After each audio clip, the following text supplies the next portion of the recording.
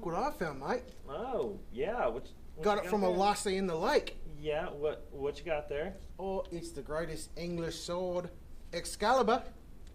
Yeah, kind of, but why are you talking like that then? Why am I talking like what, mate? Like English? It's Australian. Whoa, look at my lucky sword. Irish. Japanese. It's my sword, eh? Canadian. En garde. That's French.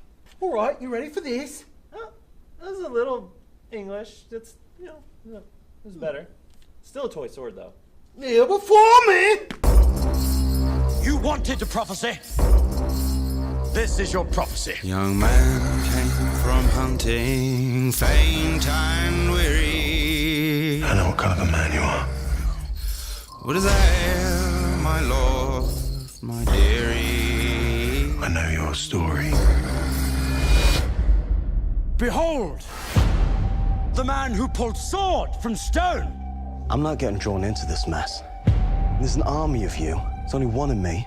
I'll talk. I'm happy to talk, but there is no way that I am fighting.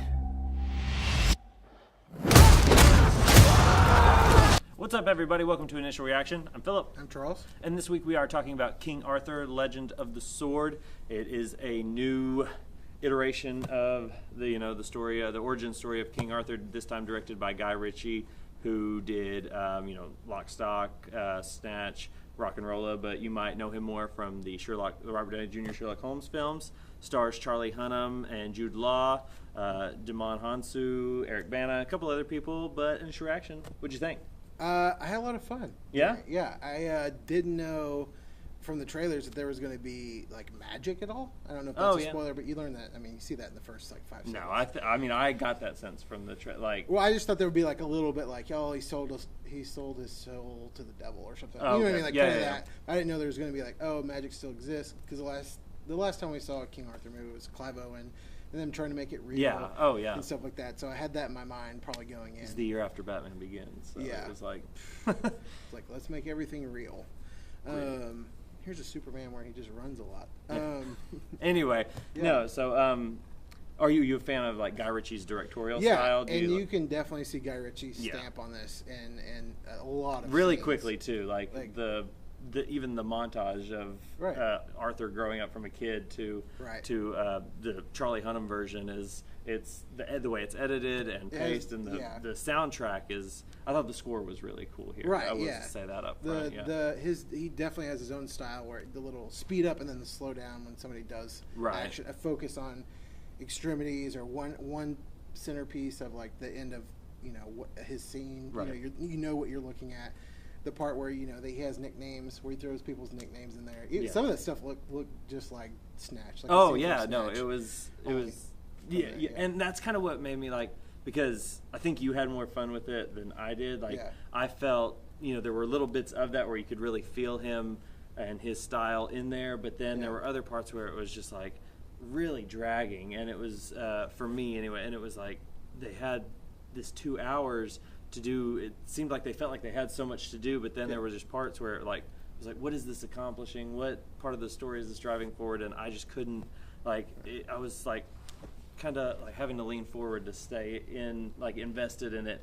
And more to that, like I didn't get as invested in these characters as I felt like I should have. Like I didn't care about them to the extent that I might have if I ended up liking this movie more. You know what I'm saying? Yeah. Like I would have liked this movie more. I feel like if I'd cared about them more, and I don't know. Like I followed the beats. I cared about Charles Hunnam's character. I did not care so much about the other characters, like his, any of the knights or any of the people he grew up with or anything. Even like I just wanted to see Jude Law punished, and I was okay with not caring about him because like stuff like this, I don't I would never say this deserves an Oscar or something.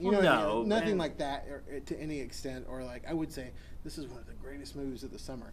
I just went in and had a lot of fun because it was 2 hours long, and it felt you could fill the 2 hours by the end of it.